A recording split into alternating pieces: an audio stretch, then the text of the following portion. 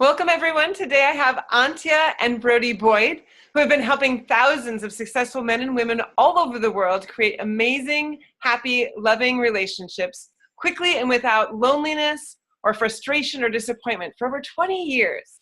They have been keynote speakers on the romantic love at Google and at Harvard University and on hundreds of stages. For over a decade, they've studied everything they could get their hands onto about love and relationships to help create lasting, conscious, power couple relationships easily, without fear, anxiety, or sadness, and tapping into vulnerability. Thank you guys so much for joining us. Thank you for having us. Yeah, to be here. Excited to be here. Oh, yeah, I'm so excited. So there are a lot of midlife women out there who are tired, they're frustrated, they've had roller coaster relationships, they've repeated dating the same man with a different face, and really they're like, maybe single's just the way to go. Why should I bother with choosing love? Maybe it's just too much work. What do you guys have to say to that? Oh, well, I mean, it's so much about like being aware of the thresholds that you have inside of yourself. You know, I mean, I personally grew up in Eastern Germany in an emotionally absent household. And so I would be certainly one of those people to say that, right? Because you develop that kind of belief system over the years to protect yourself, right? So I mean, that's what I developed. You know, my mom told me, don't bother me, right? So I made sure I don't need anyone, and also create all the stories and belief systems that was matching and justifying that independence, right?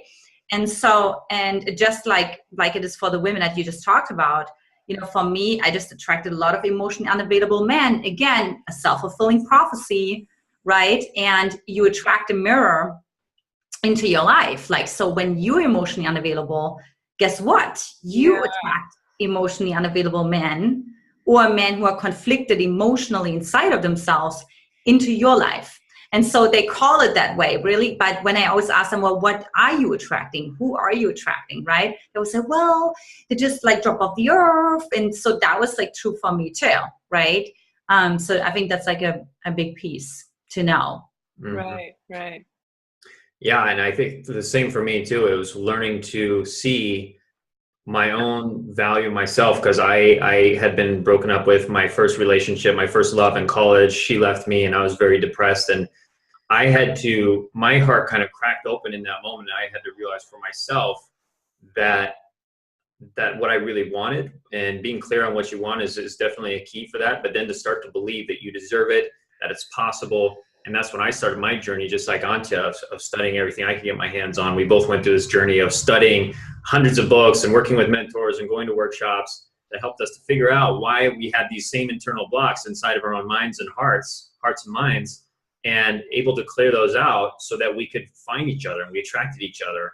And we were able to have an actual harmonious relationship, because we both worked with coaches and done lots of self-improvement that allowed us to be able to connect in that way on all levels.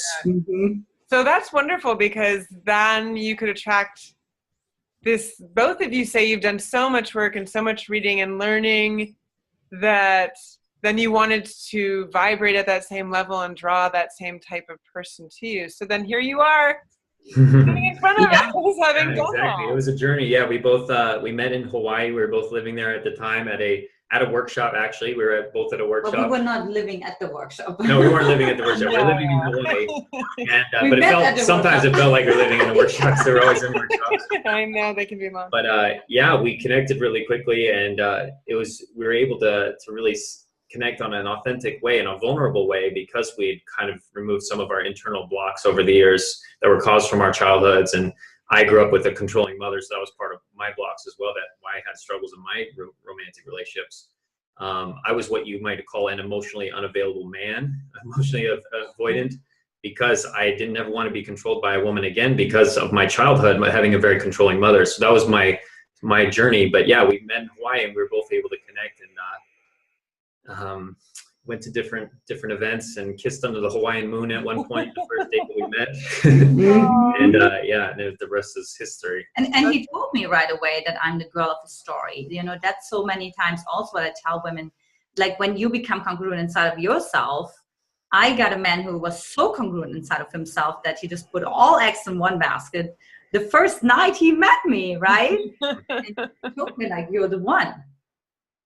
That could be a little scary though too, right? But I think if you've done your work and you know what the authentic feelings are versus tapping back into patterns or the excitement that is activating instead of calming and centering, right? And can you talk a little bit about the difference of that when you have those types of feelings and how you knew? Like obviously you've had the experiences in relationship where you had the highs and lows and the roller coaster emotions that were energy, took up a lot of your energies in a relationship in the past, but how that might be different and how you knew that was a different energy when you guys met and how you expanded it. First? Yeah, I can say first for me. So yeah, so when I met Antia, I had done a lot of work on myself, like I said, but I also had become more clear on what I wanted. I actually had a list that I wrote of what I wanted my ideal partner. I called it my story at the time.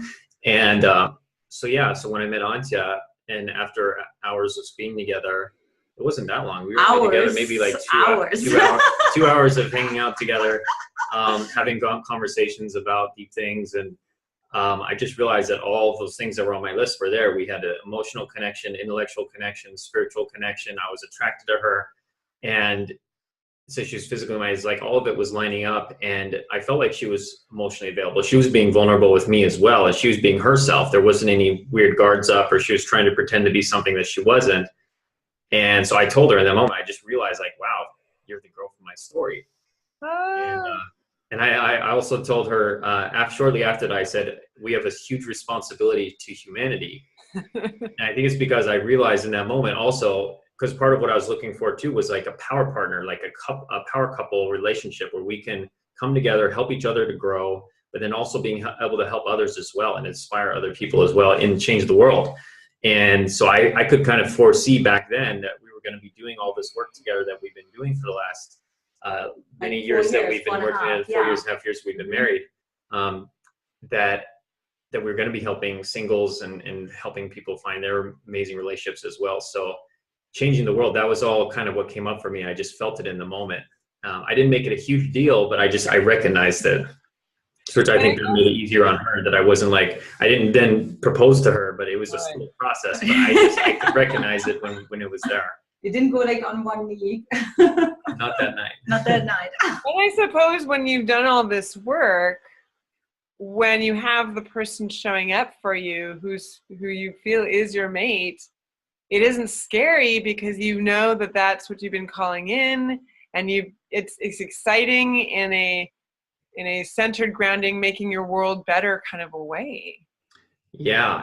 It wasn't like, I didn't have a lot of fear because also I was more avoidant. I didn't have a lot of fear because I just felt like it was the natural progression. It was naturally where I wanted to move in my life. And she was the woman that I wanted to move forward with. And so, but it wasn't like a huge freak out. It wasn't. That's awesome. Yeah. So you were both at a conference. Were you both doing work? And was it a conference about sort of love and self-love, or were you doing coaching individually before you decided to do that together? Or did you kind of create this new vision as a couple? Well, we were both doing it actually separately together. Mm-hmm. So before we met, which was really cool that we found each other as well, that we came together because we both have very similar stories, as you just kind of heard. Right. And I was helping men. I was working with men. I was helping them with their dating and romantic relationships before I met her. Mm-hmm. As a single man, I was helping them, mostly single men. And then she was doing the same for women. Yeah, I was having like, Brody had more like this online platform, and I had more like sort of like support groups / workshops, if you want to call that. Support groups. Yeah, just like, and just sort of like support each other because I've invested like tens of thousands of dollars in other workshops and seminars. So I had all this knowledge, and women were always coming to me because they knew Antia is this resource. Like she always has like the newest technology and she always knows like the newest tip and trick, and so, and that's how things started building, really quickly. And when Brody and I met, it was just kind of like the match made in heaven, not just like in life, but also in business, because we had that same passion. I mean, it's like a storybook in a way, right? Right. Yeah, it's been really, and I have to tell you though, as a recovered anxious attachment style, that I had to get used to this like calmness and centeredness and groundedness, because all I knew was like getting attached to a hope that never comes true, and empty promises and struggle, right? And like arguments and tears and disappointments. And so I literally, my system had to learn, like to be with a man who like consistently calls me, consistently kisses me, romanticizes me, or whatever the name is, courts me. I just really had to like learn to receive, because we hear this all the time, right? But like, that's how this actually looked like. I had to really learn. I had to learn that. I was like not used to it. I didn't even know that that's what love was. Right. Like in the beginning, I was like, is this love? Like it's so different than what anything I've ever experienced before. It's so calm. Is that love? Was that friendship? I don't know, because I didn't even know what to categorize that as. I had like no concept of it. I'd never had this experience before. Right, because it's the experience we have growing up in our family structure, and how people communicated or showed or didn't show love, and how all that unfolds is what we learn. Mm-hmm. And so we get those other roadmaps, or we use other tools and coaches to help us around. So like you were mentioning anxious attachment styles, and I know that some of our viewers may know a little bit about that, but there is a whole construct of understanding your attachment style, from my understanding, to better understand who you are and how you show up in relationship. Yes, absolutely. Yeah, so I actually studied under Mary Ainsworth at UC Berkeley, who was like studying under the grandfather of, she did this strange situation studies, and what we've really seen is that how the babies behaved 12 to 18 months old towards their parents, that's how we saw also later on in life in relationships that was matching and mirroring, right? And so with the anxious attachment style, a woman is constantly in anticipation to be disappointed. But she's in this like tension, because on the one hand, she hopes and dreams, and she actually puts a man on a pedestal really quickly. And she has this like fairy tale, romanticizes every moment, right? So almost like idealizes to a level that it's unattainable, because her system is so used to feeling that disappointment and that rejection. So she recreates that over and over again, right? And if she doesn't hear back from the man, she starts to act anxious. She gets overly needy, and it's not even necessarily express her needs, right? But it's, what do you say? Oh, maybe they text saying, "What's up? Where are you? Where are you talking?" That anxious. Yeah, or just example, totally. And so that's like really, really, that's the anxious attachment style, and basically the hole is so big that like nobody can fill this. Like a man can tell her like a 1,000 times a day, I love you, I love you, I love you. I mean, the best you can hope for is a codependent relationship where the man gives love to her in a way she receives it, and she gives love to him in a way he desires it. But it's like really dysfunctional, because they're actually not healed. It comes from wounds, right? Yeah, until it's healed. Yeah. And then Brody was like an avoidance. So the avoidant attachment style is the complete opposite. Also very conflicted emotionally and insecure, but they go away from intimacy. So the anxious moves towards us, pushes for it, like hopes for it, right? And the avoidant just completely retreats. And so, of course, they're each other's worst nightmare. So here you are examples of how you can both evolve and find that intimacy and love, even in that kind of attachment style. So that I know some people may have have read about attachment styles. I know people are reading a lot more about that these days, and worried that if they're not secure, something's wrong with them. And I just always want to remind people, everybody is perfectly who they are, and they're for how they've grown up, and that their job is just to evolve and become aware, so they can shift pain points away to form better connection and intimacy. Absolutely. I feel like the biggest piece for me was self-sourcing, like learning to self-source, learning when my inner girl, so we all have different archetypes as women, right? So when the archetype of the inner girl wants like the attention or wants the love, but I know it's actually not about Brody. Like I can feel it's like it has something else that I take that responsibility and that ownership. I think that's so huge in recovering, quote unquote, from anxious attachment style is to take the ownership, to not make the other person responsible. I don't go to Brody every day and I say, like, you have to love me, you have to give me this hug, and you have to give me. At some point, I'm also asking, wow, it just feels really overly anxious today. What's going on? And then I go into self-sourcing, right? I go into meditation or journaling or screaming into my pillow, like I'm releasing emotion, right? And for Brody, it was, at our wedding, we said, with this ring, I set you free. So he knew that in our marriage, I will always take a stand for that part inside of him that wants to be free and that feels safer when he's by himself. Do you want to Right. And making space for what you both need and talking to each other so that it's not personal. The other person's personal. This is really hard to ask for. I just really need to take the afternoon to go on a hike, whatever it might be. Or you might say, if you could just text me twice while you're gone for the weekend, that would make me feel good. And then you have communication and connection of giving each other what you need. Yeah, that was a big part that I think helped us, was learning those communication skills, and having learned those communication skills and understanding the different attachment styles. She actually taught me a lot about the attachment styles when we met each other. I didn't really know a whole lot about it because she studied it at UC Berkeley. But yeah, being aware of what's going on and having the skills to be able to manage it is huge, because otherwise there would be a lot of false assumptions, and we watch a lot of reality TV shows like The Bachelor and from our clients, and we see this happening all the time, and it's so painful to watch.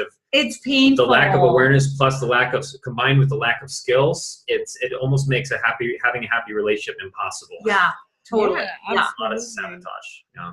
Well, I love that you're such a great example of attachments coming from attachment styles that are not necessarily a great pairing, in fact, can be tumultuous, and showing us that with the evolution and self-care and awareness that you can build it into this beautiful, intimate relationship. So no relationship is completely lost. You can do the work and make it work. So doing the work on yourselves, learning about this is so key.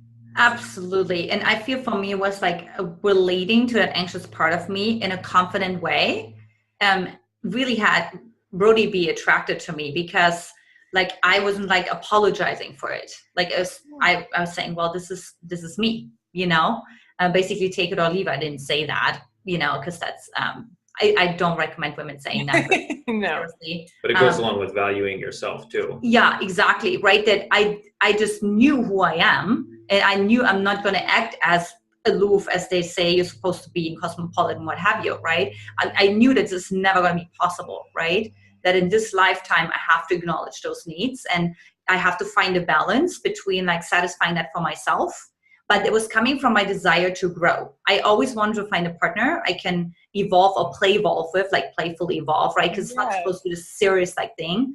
And that really pushed me, right? Is that desire for growth, that I said, yeah, I can guilt trip Brody right now, but I don't grow. It would just stay in the same pattern, and it wouldn't really serve anyone. And for me, it's really like moving towards self-actualization. So it also is something to do what's your values, and that's what Brody and I have in common, like the growth, right? Like the desire for growth. Mm-hmm. Yeah. Well, if a relationship isn't growing, it's dying, and if a person isn't growing, they're dying. So that's why we're so passionate about helping people to see that, helping our clients to really own that ability for themselves to grow into their best version of themselves and to keep growing. And that's the beauty of this whole process too, is dating and relationships is a skill. It's a skill set that can be mastered, and it never ends. There's always higher levels. We're always looking, we're always moving to higher levels, and looking for ways we can grow in our communication skills and our relationship skills and our self-improvement. Dealing with our old demons and things that will come up occasionally, but learning how to manage shadows, as we call them. Yeah. Mm-hmm. So it never ends, but that's the beauty of it too. Cause you can start to think of dating and relationships as like an art form that you can become a master, like a Leonardo da Vinci, or a Lady Gaga or whatever, of like an artist. That is so great. So Brody, one of the things I know women will want to know about, you have an opportunity to share some secrets from a man's perspective.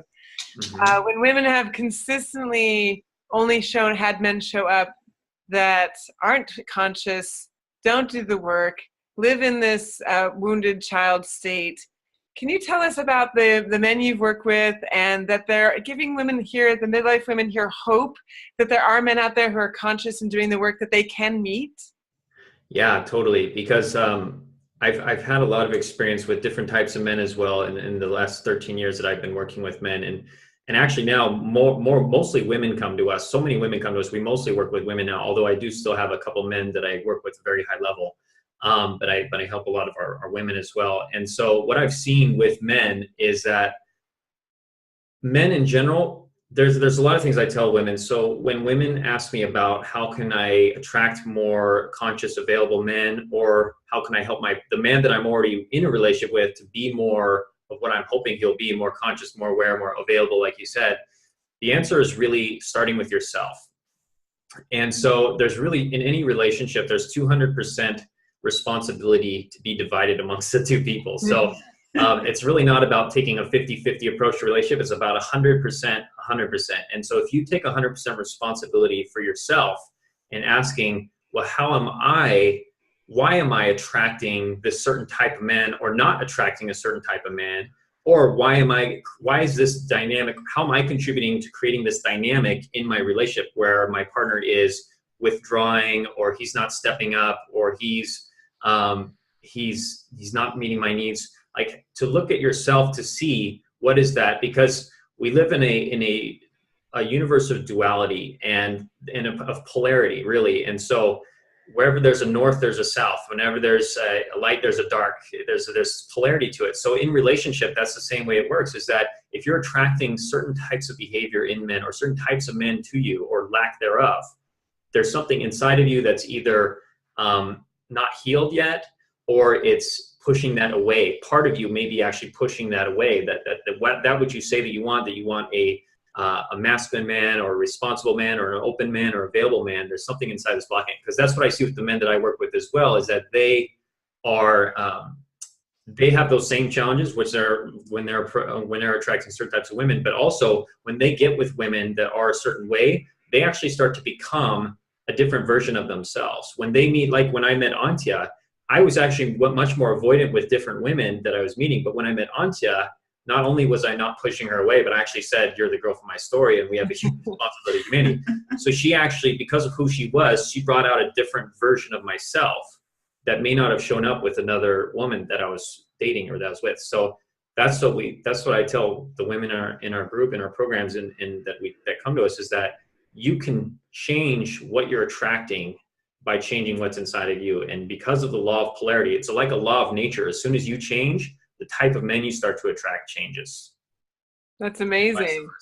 Yeah. Do you have any secret tips for women on what I think they worry about what is really attractive, and they're not going to be good enough, or they worry about those things. But really, what is it? What is the secret that men are looking for in a partner? What are they really wanting? So they know, the women watching can get a sense of, I've got that too. I've got that. Yeah. So what I go back to is there's two big keys, and it's not about looks. It's not about your weight. It's not about your age. It's not about your education level, the amount of money you make. It goes back to two fundamental things. I feel at the core of it, two things. As far as attracting, let's just say, we'll generalize a little bit, and let's say the most women, or I'll say for the sake of this, that looking for a more masculine and available man. So a man who, he's got a good head on his shoulders. He takes responsibility.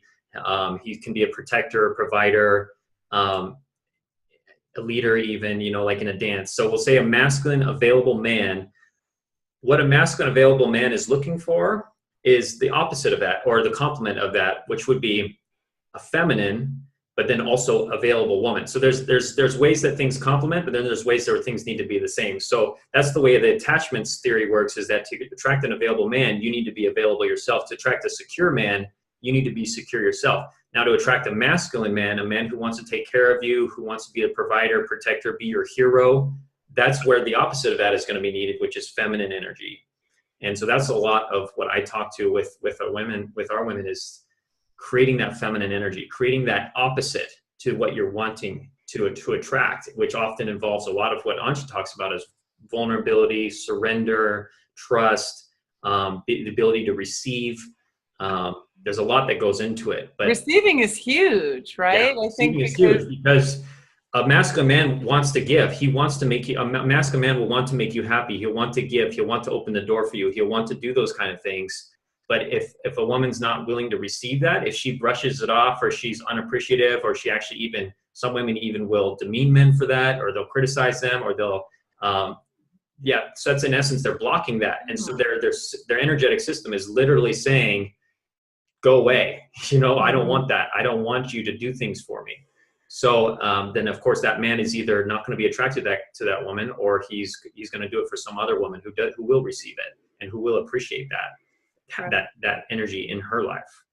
And I think that's great to hear, because most women, most of their lives, with all of the media, we think it is about what we look like, how old we are, what our weight is, and that's not it at all. It's how we show up in energy with men. Yeah, because the energy creates, the polarity is really the only thing that creates that feeling of attraction, of chemistry, of butterflies in the stomach. And so, yeah, I mean, all of those other things can help, being fit, looking as best as you can, having a direction, some kind of direction in your life, or things you want to do to help the world. But at the essence, attraction is based on polarity. And that's great, because that means that pretty much any woman can create that feeling within a man if she really can step into that energy of being feminine, receptive, open, and doing all those different things that we talk about in the right ways, and also becoming more secure emotionally in herself, so that those anxious patterns don't come up too. Right. Valuing herself is part of that. So yeah, it's great. It's good news. It's really good news, I think, for women to hear that's possible. I think it's like pretty much wherever you are. It's like good news, and it's also like tough news, because I know that so many times I hear, I want to make the man wrong, and it's hard to hear that, if they were with a different woman, they would behave differently. So for women to like let go of wanting to be right and wanting to be in control, we work with a lot of like highly accomplished and successful women. Yeah. That is, and it's interesting, when they think they're vulnerable, that's not vulnerable. Like, we watch them and how they're totally emasculating the man, or telling them what to do, or using the word should, or you have to. Yeah. So unconscious, so I feel that's like the best thing. How willing, like one thing that Brody and I always say is like, one good test question for you is like, how willing are you to be wrong? Yeah. Yeah, because, and I like what Antia said too, is it's good news, but it's also bad news, because it's easier said than done. I mean, it could be some of the hardest work to do in your life. It's often much easier for a woman to put on a sexy dress, or put on, makeup, or get a facelift or whatever, than to change her emotional wiring, to be more, to be able to trust, to be able to open up, can be a lot scarier, a lot more vulnerable. And so, and involve more support. So it's, that's amazing. Commitment comes in. That's where commitment comes in, of how committed are you to really wanting what you say you want, and being willing to, like what Antia said, being willing to be wrong, being willing to try something new, being willing to do it a different way to get to where you ultimately want to be. And that can involve trust and taking those leaps of faith as well, facing the fears. Great. This is so amazing, and I can't believe we're already to the end of our interview. I want to make sure that you offer your wonderful gift to our viewers. Yeah, totally. So if the women are just really like perking their ears and it's like, I need to learn more about the attachment style, I don't even know how to deal with anxiety, or to be vulnerable, I invite you to come on a Magnetize the Man clarity call with me or one of my coaches, while we go deeper and just really explore, what are your specific blind spots? What are the stories you're telling yourself that you're not even aware of, but that keep you from really being that magnet and that attraction factor to the man, that what Brody just explained, right? Where a man who was rejecting one woman would be so attracted to you because you have that it factor, we call it, right? Like the X factor. So for that, go to magnetizetheman.com and grab your slot as long as they're available. And I have a link below here, below the video. I'll have a link. Click the link below, Magnetize. To everybody right here on this page, and take advantage of that. And tap into your soul, tap into your heart, and become more aware of a few things that you might shift in your life that could truly draw into your life the man of your dreams. Definitely. Absolutely. Well, thank you guys so much, Antia and Brody, you. for joining us, and thank you everybody for watching. Thank you. Bye-bye. Bye.